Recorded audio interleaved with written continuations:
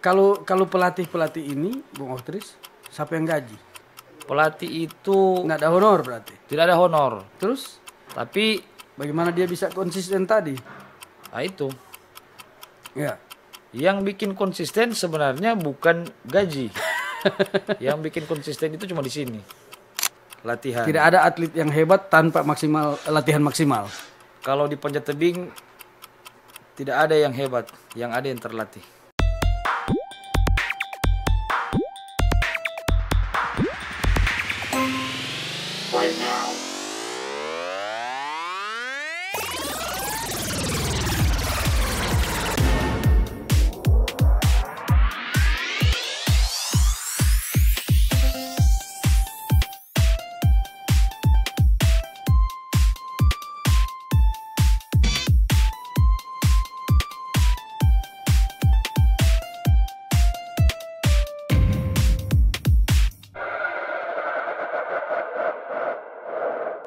Pemirsa Baku Muka Podcast TVRI, baku dapat lagi dengan saya Jamal Rahman Irot, dan kali ini kita akan menghadirkan seorang tamu yang orang mau bercerita tentang dunia panjat memanjat. Nah, bagaimana itu? Saat ini ada dengan kita di acara podcast Baku Muka TVRI, Bung Oktris Katameri. Siap. Benar ya? Ya. Sehat-sehat ini? Sehat. Meskipun cuaca agak hujan ya di luar ya. Iya. Bung Oktris, ini langsung saja ya. Sekarang kita lihat di Manado lagi ada aktivitas panjat tebing ya, atau panjat dinding di kawasan God Bless Park ya, di situ. Itu Bung Oktris terlibat juga di situ? Atau Kalau ada keterlibatan, ya. kalau untuk keterlibatan ya saya sangat aktif ya di situ. Artinya hampir setiap hari. Hampir tiap hari ada di situ. Senin sampai Sabtu, pagi sore di situ. Iya. Karena menjadi salah satu tugas juga di situ sebagai pengurus Ya. panjat tebing, dan juga untuk melatih. Oh, jadi pelatih ya. Pemirsa, Bung Oktris ini adalah dulunya atlet berprestasi, atlet panjat tebing, dan sekarang entah usia atau apa, atau mungkin nanti orang mau tanya apakah so nyandak ada power ini sehingga so jadi pelatih, so ndak jadi atlet lagi atau seperti apa.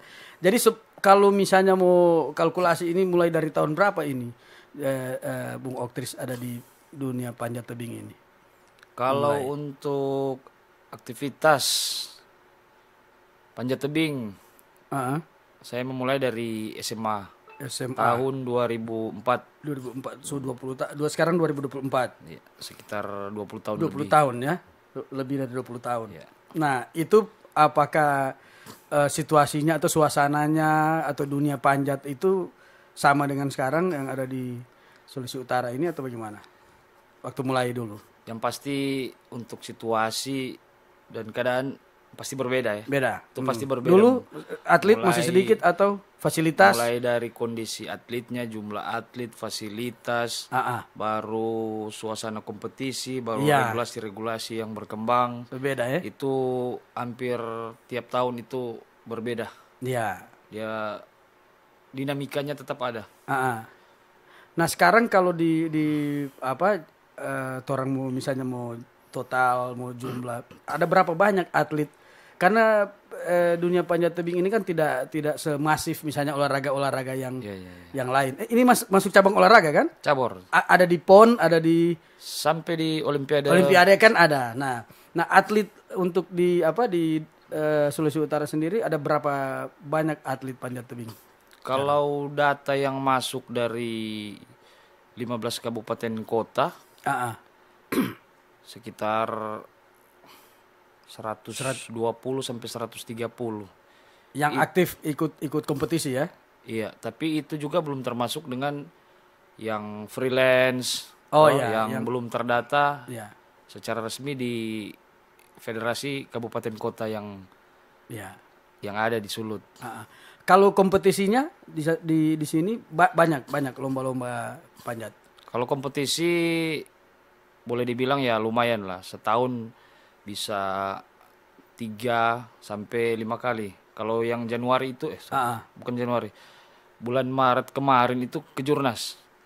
Bikin di Taman Berkat, Kejurnas Open yang diselenggarakan oleh Dispora Kota Manado sama FVTI Sulut, FVTI Manado juga sebagai penyelenggara. Itu Kejurnas pertama di Indonesia tahun ini. Jadi hampir semua atlet yang berprestasi, yang istilahnya yang grit-grit tinggi ya, yang hebat-hebat, yang jago-jago itu mereka datang ke Manado bulan Maret kemarin. Sampai perwakilan Kejurnas juga kelompok umur itu kemarin bulan Maret itu datang. Berlomba. Ini kalau saya belum terlalu paham ya, kita belum terlalu mengerti tentang gelar juara panjat itu. Kalau istilahnya kalau di dunia tinju kan ada sabuknya. Ini sudah sabuk apa yang nah kalau di dunia panjat sendiri gelar-gelarnya seperti apa, gelar juaranya? Kalau di dunia panjat tebing sih cabornya panjat tebing enggak ada gelar-gelar juara ya. Pasti ya pernah menduduki peringkat 1. Peringkat 1 di PON. Itu berarti dapat medali ya. Medali emas, medali perak, medali perunggu. Pun kalau ada di Indonesia yang terakumulasi, contoh setahun dihitung kejuaraan resminya FVTI, kejuaraan resminya federasi, dihitung terus sampai akhir tahun jadi akumulasi. Akumulasi poin tiap pertandingan. Nah, itu yang dia juara dalam tahun itu. Tapi itu sih fungsinya lebih untuk ke kejuaraan dunia, contoh ke Kejurnas ya, untuk ke kejuaraan dunia. Begitu juga yang di daerah, poinnya tertinggi, poin yang paling tinggi ya itu yang diambil untuk persiapan Kejurnas. Yang di Indonesia poinnya tertinggi di Indonesia ya itu diambil untuk disaring lagi ke kejuaraan dunia. Kalau selama ini yang dari Sulut itu yang atau Bung Oktri sendiri pernah ikut PON? Kalau saya belum pernah ikut PON, tapi event yang paling tinggi saya pernah ikuti itu kejuaraan Asia. Tapi itu masuk ke kejuaraan Asia karena masuk 5 besar di nasional. Jadi itu diberikan kesempatan untuk ikut kejuaraan Asia. Jadi ya cukup bangga, senang juga sih kalau biasanya nama dipanggil. Ya Oktris Ketameri dari Provinsi Sulawesi Utara, tetap bangga, tapi lebih bangga lagi kalau dipanggil dalam bahasa Inggris. Contoh ini nih from Indonesia. Ini mewakili Indonesia ini, bukan Manado, bukan Sulawesi Utara. Bangga sekali. Betul. Senang sekali. Penyelenggaranya siapa itu? Penyelenggaranya Indonesia. Kejuaraan resminya IFSC, artinya FSC organisasinya panjat internasional. Semacam FPTI kalau di Indonesia. Di Indonesia FPTI, kalau sepak bola FIFA. Kalau panjat IFSC, International Federation of Sport Climbing. Jadi itu beda ya, kompetisinya beda dengan PON. Beda lagi. Olimpiade ya. Kalau penyelenggaranya dari IFSC itu hampir semua wasit dan juri itu diambil dari luar, dari Eropa, dari Jepang, biasa begitu. Yang direkomendasikan karena bisa memakai dari lokal, tapi harus juga punya lisensi yang banyak juga, regulasinya harus diikuti. Panjang. Bung Oktri, sekarang ini kita perlu mengupdate ini. Dulu memang saya pemerhati juga, suka nonton, suka Pak Uni orang lagi panjat atau apa. Nah, sekarang istilahnya untuk di kompetisi itu apa? Masih tentu boulder ada ya, kemudian apa yang baku rebe itu speed. Nah, baru satu apa lagi? Lead. Dulu kan ada istilah difficult. Difficult. Sudah tidak ada. Dirubah lagi itu, cuma rubah nama saja. Nah, jadi apa? Lead. Lead. Tapi ininya sama. Sama aja, sistem pemanjatannya sama, sistem penilaiannya udah mirip-mirip, tinggal ada perubahan sedikit tiap tahun, ada regulasi. Jadi panjat tebing untuk cabang olahraga sekarang, dulu cuma dikenal 3 nomor yang besar. Speed, lead, boulder. Jadi lead itu manjat tinggi. Boulder manjat pendek tapi tidak pakai tali, pakai matras saja di bawah. Baru speed. Speed itu lebih detail lagi. Speed world record. Yang lagi berkembang, lagi tren di Indonesia. Baru ada satu yang ada lagi. Ada lagi yang awalnya muncul combine. Itu combine artinya dipadukan antara dia harus memanjat 2 nomor. Lead dan boulder itu lebih susah lagi. Berarti ada dua ini, ada dua media, wall ya. 2 media dinding panjat yang harus dia selesaikan. Lebih capek lagi itu. Jadi dia harus memanjat tinggi. Next beberapa saat kemudian atau beberapa menit kemudian atau beberapa jam kemudian dia harus pindah lagi yang dinding boulder. Ya. Itu lebih susah lagi. Oke, sekarang yang untuk kategori lead, speed, kemudian boulder dan combine itu semua tersedia atletnya di Sulut. Kalau untuk atlet yang jago-jago dong, ini yang ada yang jago speed, ada yang jago boulder, ada yang kalau atlet Sulut sekarang lebih ke lead, boulder sama combine. Kalau speed WR ini kita baru mau pengembangan lagi karena dia juga sarananya baru juga ada bulan Januari kemarin. Jadi istilahnya baru pengembangan. Pengembangan artinya harus dicoba. Sarana maksudnya wallnya beda atau poin-poinnya yang beda ya? Iya, poinnya beda. Kalau untuk speed world record, poin di latihan sampai di lomba, di event lombanya itu sama. Oh begitu? Sama, kemiringan dinding sama, baru jarak lubang sama. Jadi dari latihan sampai di kejuaraan dunia maupun olimpiade itu yang speed world record sama. Warnanya pun sama juga, sampai ukuran lubangnya sampai IFSC atau federasi yang panjat yang dunia itu dia mengeluarkan poin yang resmi yang memang cetakannya resmi, yang cetakan resmi sehingga yang dilihat itu kecepatan. Jadi siapapun mau latihan modelnya harus sebegini sama, kemiringannya harus 5 derajat. Ukuran lubangnya sudah ada jelas semua, sudah dikirim lewat PDF dan lain-lain. Iya. Sehingga kalau di lomba yang dihitung memang murni kecepatan. Tapi kalau di panjat tebing filosofinya kategori yang bergengsi itu pertama lead. Ya. Oh, lead, bergengsi itu ya? Itu yang paling bergengsi filosofinya. Karena orang memanjat tebing itu pertama mencapai sebuah titik ketinggian. Di lead itu? Itu di lead. Baru yang kedua itu boulder. Dinding berapa puluh meter? Kalau dinding sekarang standarnya kalau untuk kompetisi untuk tinggi dinding. Ini tinggi dinding 15 meter. Tapi yang menjadi kesulitan adalah kemiringan. Hangingnya bisa sampai ada yang 45 derajat, ada yang kejuaraan dunia sampai 50 derajat. Terus jalurnya bukan hanya 15 meter.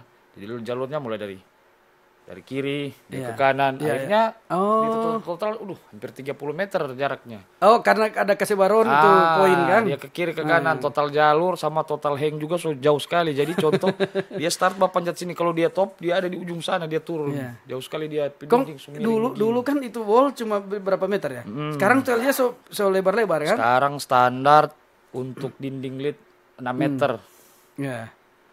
Paling standar itu 6 meter. Lebar 6 meter. Jadi tinggi, bisa ke sana kemari. Ke kiri kanan sehingga itu juga kan mengacu pada perkembangan panjat tebing di luar negeri. Jadi mereka buat seperti ini ya otomatis di Indonesia juga sampai di kabupaten kota harus mengikut biar terupdate sehingga kita bisa bersaing sampai ke event-event yang lebih tinggi, tidak tertinggal istilahnya. Gitu.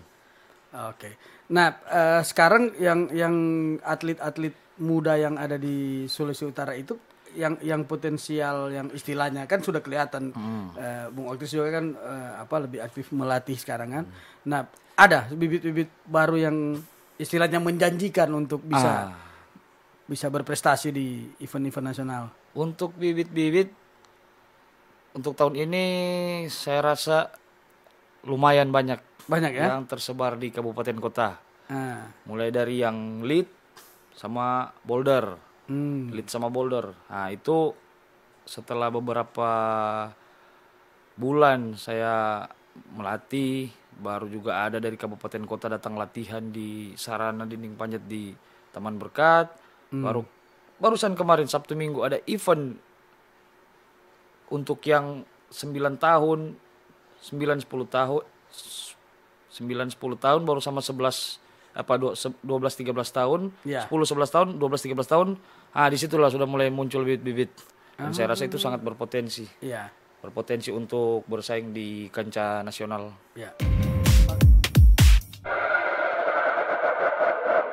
Nah, jadi atlet-atlet muda ini kan sudah kelihatan. Nah, sekarang pertanyaannya, apakah potensi-potensi ini yang Bung Oktris dan teman-teman pelatih sudah lihat pada kompetisi yang baru-baru ini, apakah kedepannya itu atau seperti apa nanti untuk membina atau menggenjot? Apakah akan diperbanyak juga kompetisi-kompetisi di lokal, di Sulut sendiri, atau seperti apa?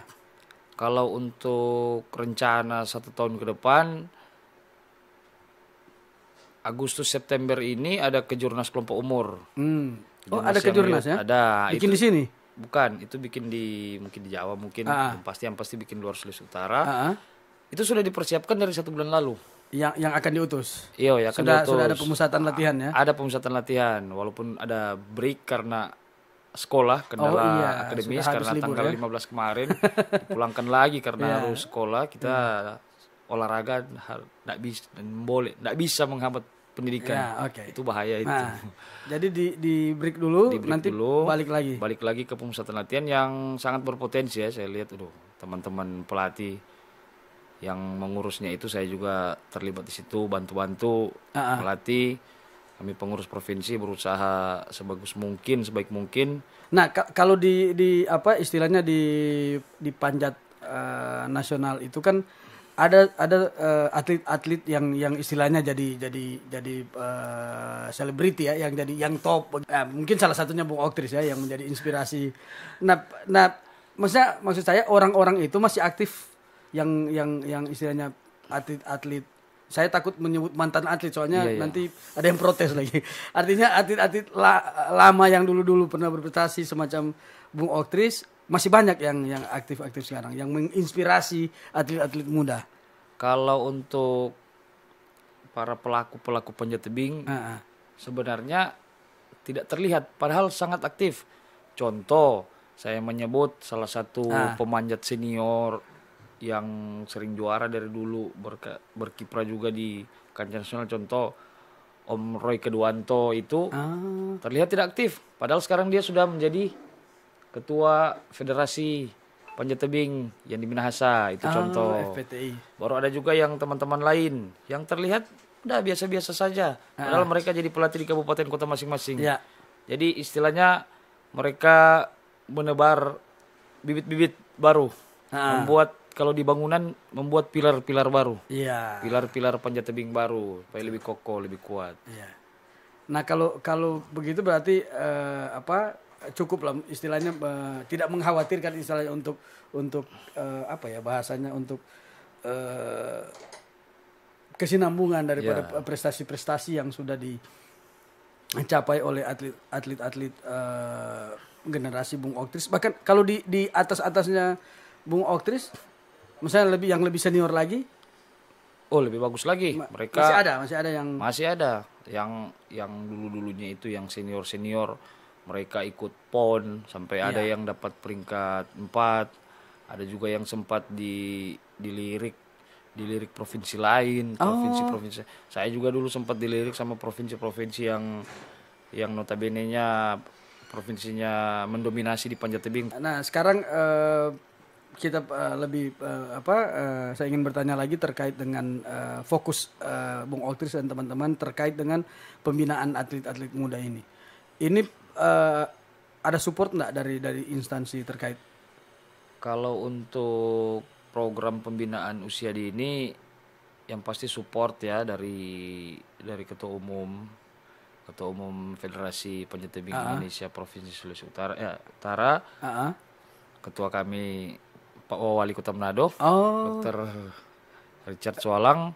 Beliau yang Ketua FPTI. Ya, untuk Sulut. Periode ini Ketua FPTI Sulut.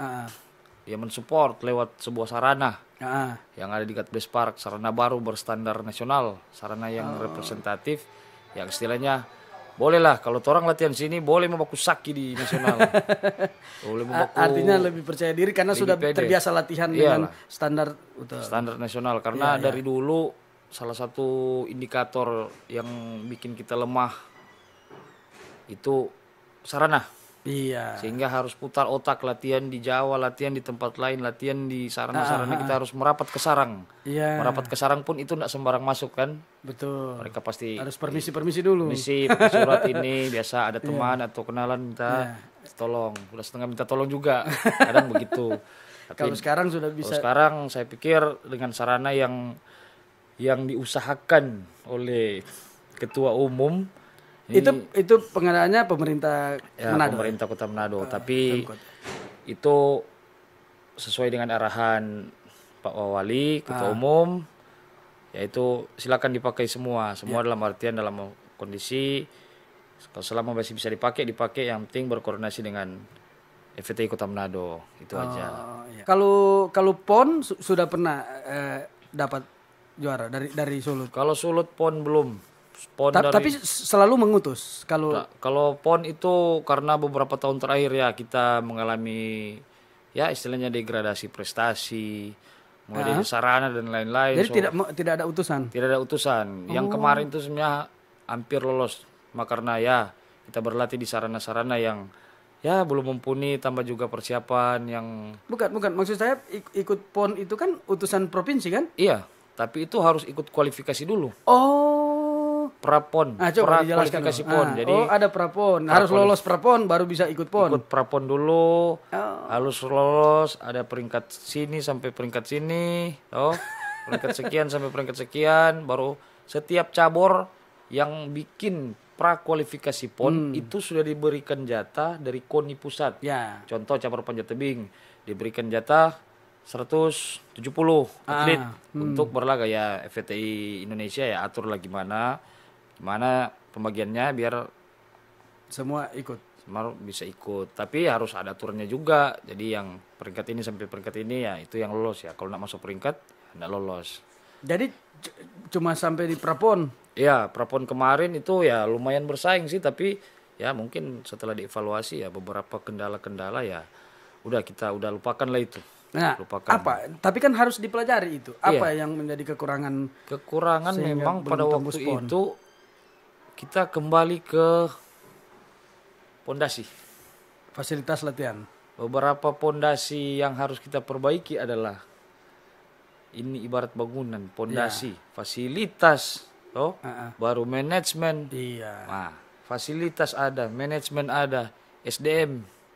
Kirimlah untuk ada pelatih yang sudah ada level 2. Kan pelatih di Indonesia untuk panjat tebing level 1, level 2, level 3. Nah, yang ada di Sulut pelatih ada yang level 2 yang udah dikirim. Si senior saya juga, pengurus juga di provinsi Martin, dikirim karena dia bidangnya di Pengprov, di pengurus sebagai pembinaan dan prestasi. Jadi dia dapat apa istilahnya? Lisensi atau? Dapat lisensi untuk melatih di level 2. Nah, itu yang saya bilang tadi, sarana, SDM, baru sistem, manajemen, support, itu pondasi. Nah, sekarang kondisi hari ini terkait dengan itu item-item itu, sarana, sistem dan lain-lain itu, kalau saya optimis. Kalau saya lihat 80% item-item itu sudah ada. Tinggal kita mau melangkah dan yang pasti continue. Itu yang susah, continue itu. Konsisten, continue itu butuh waktu, butuh orang-orang yang fight. Yang memang benar-benar mau rapatkan barisan, goalnya satu. Ini kan yang susah itu mau cari goal. Mau samakan persepsi. Samakan dulu persepsi. Kalau persepsi sudah sama, goalnya sudah sama, udah jelas. Kita mau bergerak dengan cara apapun, goalnya satu ini. Pernah ada pengalaman nggak ada atlet yang potensial, bibit yang potensial, kongnya ndak terus? Banyak. Menyasal, Bung Oktris menyasal. Kenapa dia ini begitu dan kenapa dia ndak terus? Banyak itu. Penyebabnya apa? Salah satu penyebab atlet-atlet yang berpotensi yang tidak tercover atau tidak terfasilitasi, tidak terakomodir. Oleh karena situasi dan kondisi yang saya bilang tadi, sarana, sistem, manajemen, support. Nah, itu item-item itu tidak ada. Ini atlet-atlet sudah ready semua. Atlet-atlet sudah ready, tapi karena itu yang saya bilang item-item pendukung itu untuk mencapai satu gol itu dia tidak ada, susah mau naik. Itu cuma di bawah. Nah, kalau di cabang-cabang olahraga lain misalnya, ini mau saja ya, kita melihat berita misalnya, orang tuanya harus orang kaya supaya dia bisa berprestasi, orang tuanya yang harus berkorban, orang tahu. Begitu juga kah di dunia panjat? Kalau di panjat tebing sekarang anak-anak yang lewat itu di depan dinding panjat, ayo coba dek panjat, wih bagus. Nggak peduli dia sama anak, dia kami tidak orang memandang kaya, orang kalangan ya, kalangan mau siapapun. Kami melihat pertama yang berpotensi, yang kedua yang berkelanjutan, yang mau berpotensi dan mau. Percuma punya potensi kalau tidak latihan. Betul. Bahkan kalau dipikir-pikir, biar aja tidak potensi, yang penting rajin latihan. Itu lebih mudah dibentuk daripada yang berpotensi terus malas datang latihan ya. Betul. Ngapain, habis waktu, habis tenaga. Oh jadi begitu ya cara pandangnya dari cabur panjat tebing seperti itu. Jadi tidak memandang kalangan dari mana, bahkan 80%, 90% itu dari kalangan bawah. Ada juga kemarin saya dapati anak-anak yang main-main boneka itu, yang pakai lagu itu. Oh iya. Ya, suka-suka latihan. Ayo ajak. Yang pakai boneka itu sampai yang anak-anak yang badut-badut. Ya, yang badut-badut itu. Latihan panjat. Ayo latihan. Sampai mereka punya keinginan tinggi, cuma karena mungkin ya terkendala pekerjaan mereka, jauh juga jalan kaki. Jauh sekali jalan kaki, sekitar 5 kilo ini jalan kaki. Dari badut di mana? Di Ampel 5? Iya, badut di Ampel 5, jalan ke Taman Berkat. Terus coba-coba jauh. Rumahnya lebih jauh lagi di daerah Singkil mungkin atau daerah Tuminting, enggak tahu. Mereka suka sekali latihan. Nah, itu yang saya bilang potensi-potensi yang tidak tercover, tidak terfasilitasi. Ya. Kita butuh sebuah manajemen. Manajemen kalau ibarat di sepak bola sudah tersistem. Ada pencari bakatnya, baru dioper lagi ke yang manajemen yang ini, ada lagi yang sudah siap untuk menampung, ini siap, ini ada mes dan lain-lain, ini sarana. Betul. Semua harus tersistem. Ketika sistem itu bagus, golnya lebih cepat. Di sini belum ada ya mes untuk menampung belum atlet-atlet. Ya, biasa cuma ya apa saja yang ada kita buat, rumah atau apapun sekretariat ya. Yang penting kita berusaha aja dulu deh. Berusaha sebaik mungkin memfasilitasi siapapun yang ingin berprestasi di cabur panjat tebing, karena cabur panjat tebing memberikan sebuah pandangan bagus tentang sebuah olahraga baru masa depan yang saya bilang tadi, sampai ke potensi ke Olimpiade. Tuh. Kalau pelatih ini, Bung Oktris, siapa yang gaji? Pelatih itu nggak ada honor berarti? Tidak ada honor. Terus? Tapi bagaimana dia bisa konsisten tadi? Nah itu. Ya. Yang bikin konsisten sebenarnya bukan gaji. Yang bikin konsisten itu cuma di sini. Kecintaan terhadap dunia panjat ya. Cuma di sini. Kan kalau pelatih sepak bola kan menjanjikan. Iya, kalau pelatih sepak bola menjanjikan. Itu yang saya bilang. Pelatih panjat ini? Kalau pelatih panjat itu masih sukarela, kadang suka kadang rela. Iya. Relawan, kadang melawan. Bercanda. Maksudnya semua itu tetap kembali ke loyalitas. Kalau orang loyal, nggak mau berbicara gaji, mau dengan situasi apapun maju, konsisten. Mau kelihatan kok siapa yang konsisten.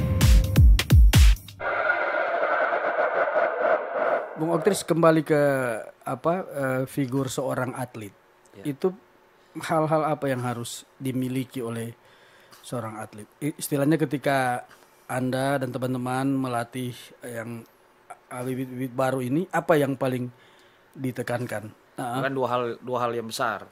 Ya. Teknis dan non teknis. Nah, non teknis ini yang banyak. Teknisnya skill apa biasa. Nah, ini non teknis ini yang berpengaruh, yang salah satu yang sebenarnya krusial.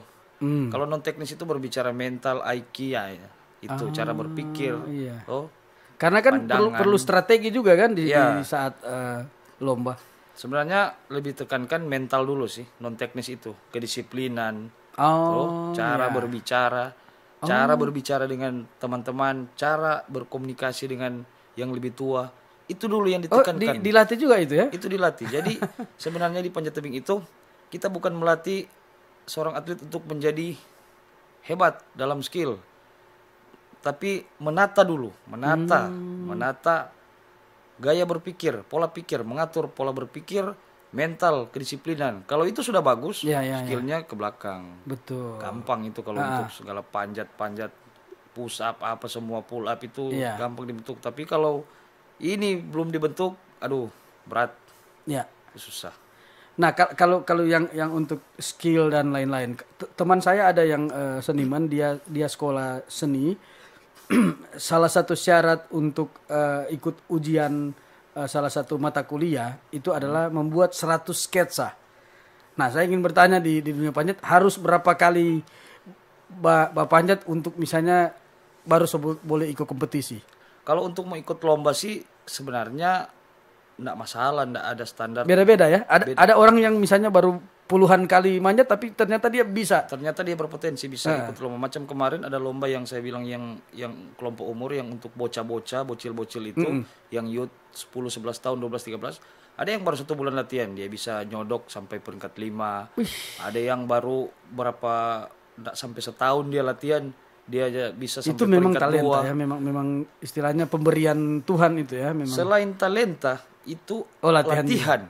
Tapi dalam waktu yang singkat. Dalam waktu yang singkat, latihan dengan metode yang tepat. Metode yang tepat juga. Dan yang pasti instruktur yang sabar. Betul. Dalam melatih, apalagi melatih anak-anak.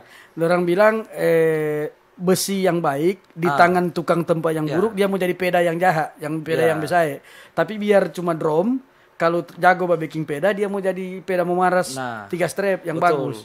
Karena pada dasarnya manusia atau orang manusia. Ada potensi. Semua diberi Tuhan berikan potensi. Iya. Potensi yang pertama itu dibikin adalah potensi kesempatan. Betul. Semua kesempatan pasti diberikan dalam bidang apapun.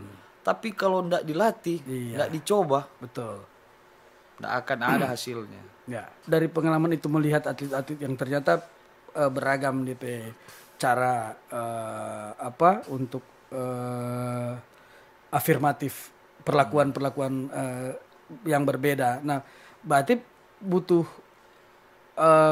beberapa pelatih yang fokus ke misalnya ada enggak begitu pembagian misalnya Bung Oktris kita lebih fokus ke teknisnya, kita lebih fokus ke ini atau harus all round menguasai semuanya satu pelatih? Sebenarnya kalau secara umum seorang pelatih panjat tebing secara umum harus kuasai semua. Bukan kuasai, setidaknya dasar-dasarnya dulu. Iya. Dasar-dasar untuk yang lead gimana, boulder gimana, speed gimana. Kalau sudah lebih detail contoh ke speed atau ke boulder atau ke lead, ya itu kita konsultasikan ke pelatih-pelatih senior. Nah, yang lebih paham atau pelatih-pelatih yang lebih berpengalaman. Ini gimana nih?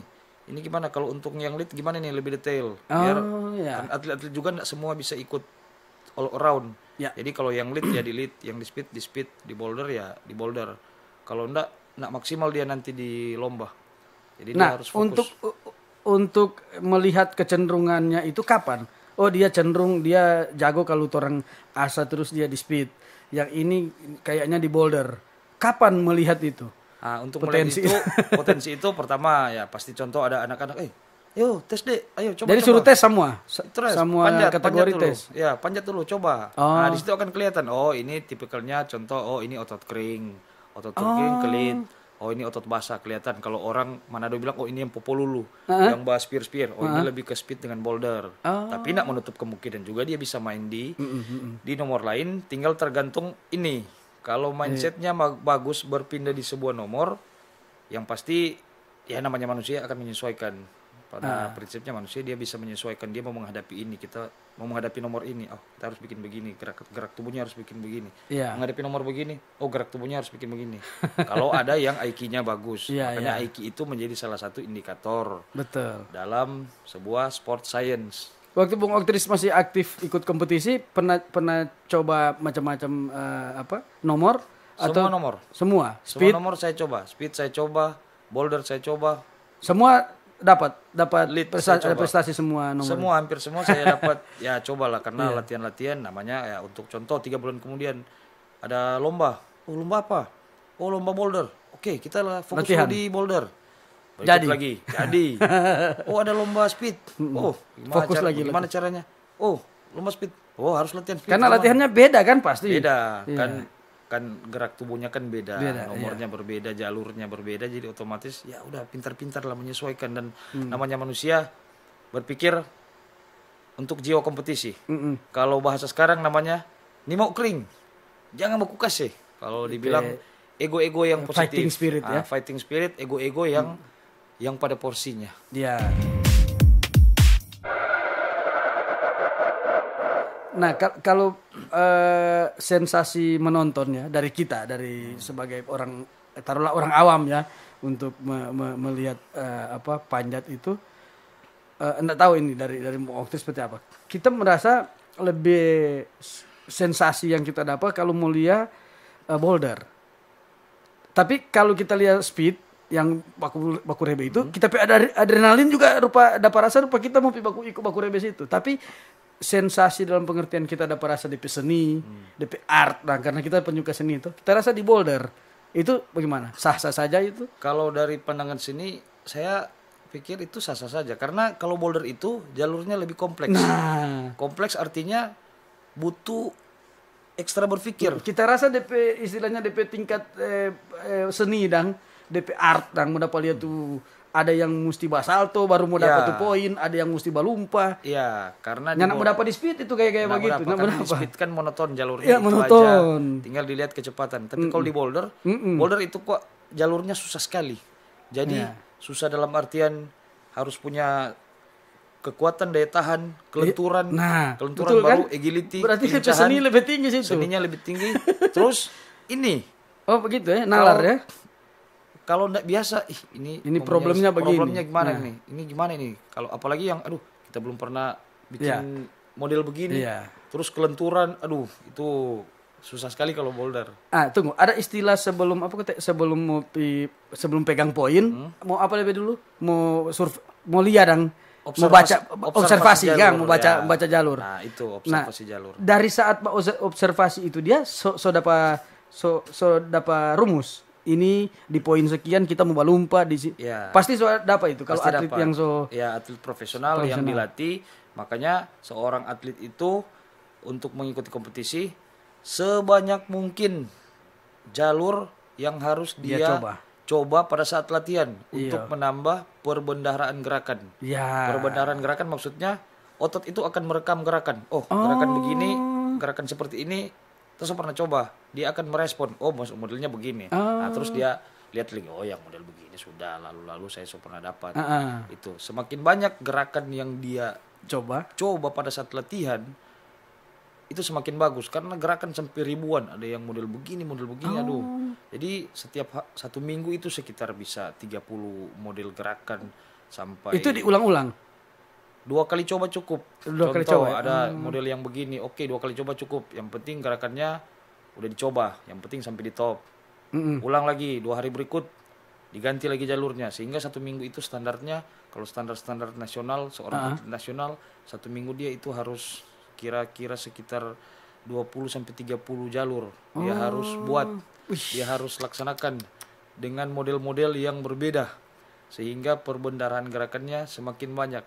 Sama dengan ketika kita seorang manusia semakin banyak tempat dia pergi, semakin banyak masalah yang dia hadapi. Semakin banyak masalah yang dia hadapi. Ini ketika mendapat masalah baru, ini yang model begini gampang, ini yang model begini, sama itu. Prinsipnya seperti itu. Berarti memang harus maksimal di latihan ya. Ya, kuncinya latihan. Tidak ada atlet yang hebat tanpa latihan maksimal.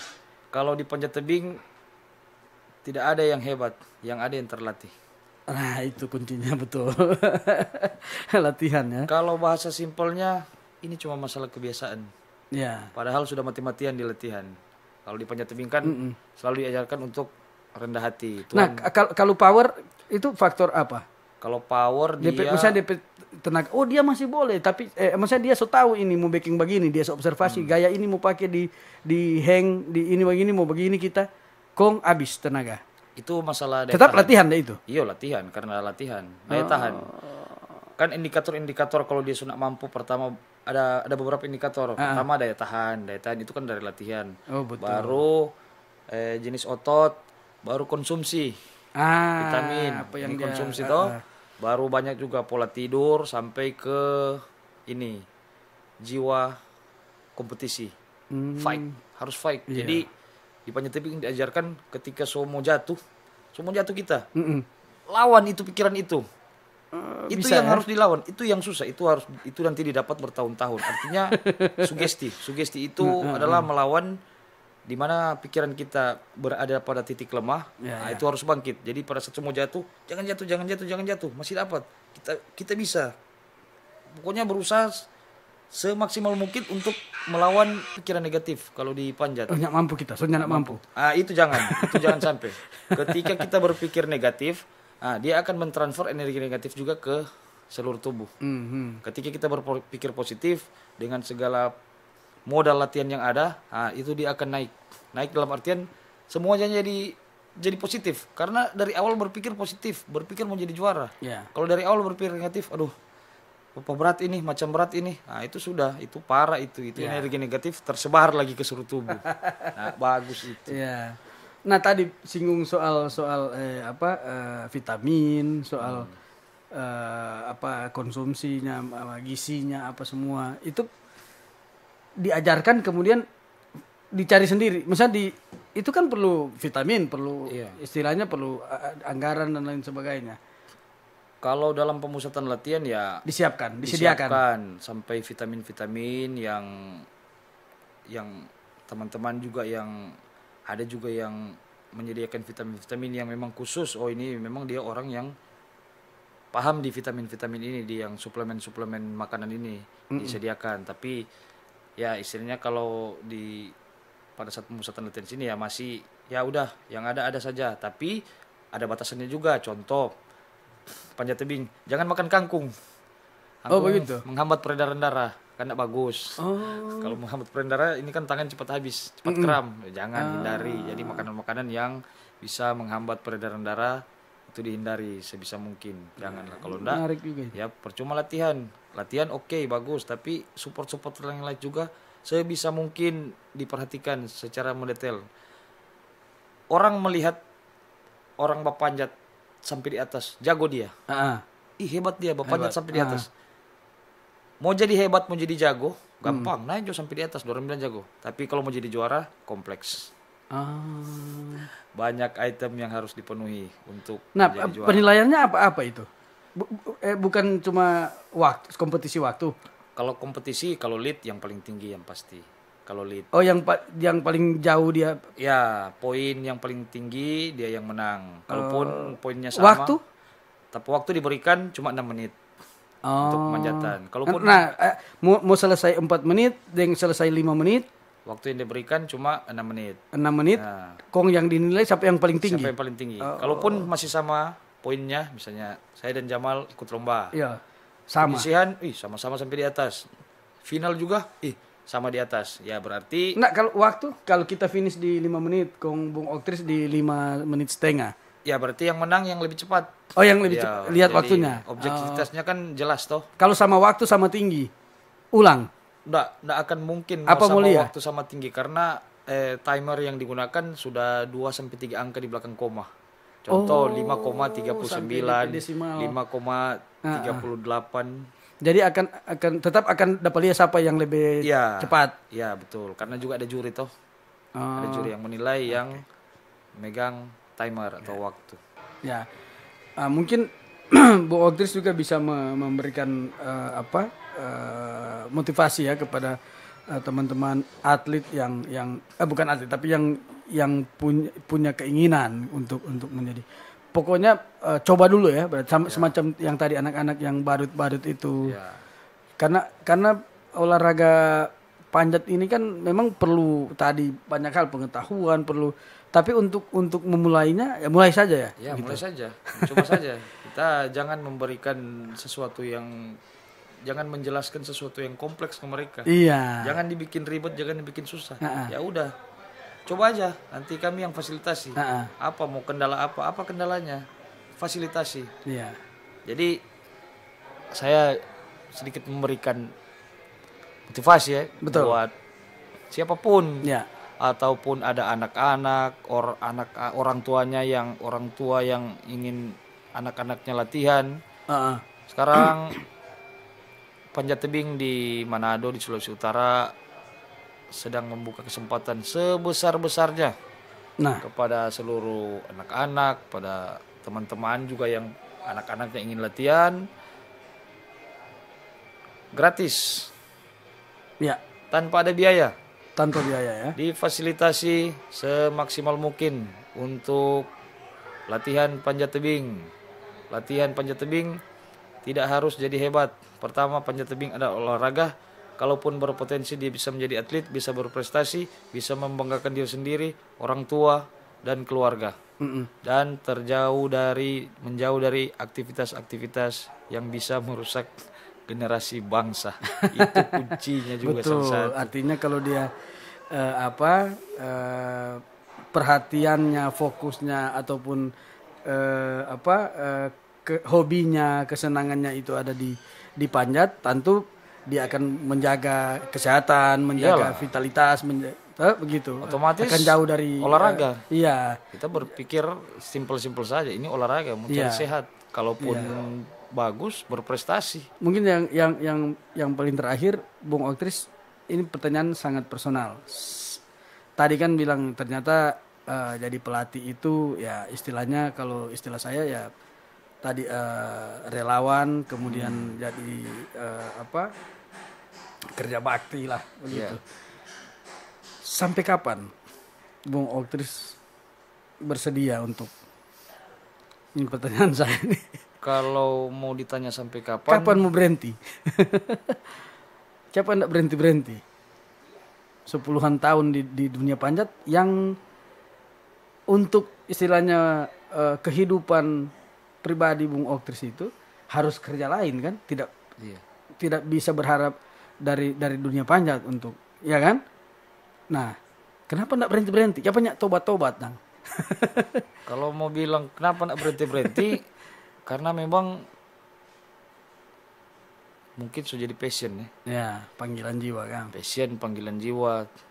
Baru dalam diri tiap tahun selalu masih ada dalam hati. Belum selesai kita petugas ini. Belum kelar ini PR ini. Kenapa menurut Bung Oktris itu adalah tugas dan tanggung jawabnya Bung Oktris? Itu mau melatih ini adik-adik, anak-anak baru ini. Bukan tanggung jawab orang lain. Karena kita dididik seperti itu. Itu mental atletnya ya? Iya. Dari senior-senior kita dididik seperti itu. Kalau enggak ada penerus, kalian gagal. Biar so sempat berprestasi sampai di mana lagi ya. Tapi kalau enggak ada yang melanjutkan, gagal itu ya? Gagal. Dianggap kalian tidak mampu menurunkan ilmu, tidak mampu mentransfer ilmu, memberikan apa yang kalian dapat, sehingga orang akan menganggap itu egois. Oh iya, cuma makan sendiri. Ya. Percuma orang sehebat apapun, tapi tidak bisa berguna bagi orang lain. Ya, itu poinnya pemirsa. Ilmu tidak dibawa mati. Iya. Jadi medali Nyanak juga bawa sampai dikubur. Nggak. Piala, Bung Oktris piala berapa? Lupa aja. Nyanak terlalu banyak sih, tapi saya tidak menghitung 50? Piala sih. Boleh lah. Banyak sekali. Intinya apapun yang dibikin. Berarti lebih dari 50 kali naik podium ya? Iya, sekitaran begitu di berbagai macam event. Nyanak ada guna semua itu pemirsa, tuh Bung Oktris piala. Nyanak ada guna tuh prestasi kalau nyanak ada yang meneruskan. Ini nyanak ada mewariskan ke generasi selanjutnya. Ini poinnya. Oke, torang baku dapat lagi. Terima kasih Bung Oktris. Siap. Torang baku dapat lagi di pembicaraan atau di bacerita selanjutnya. Hanya di podcast Baku Muka TVRI. Saya Jamal Rahman.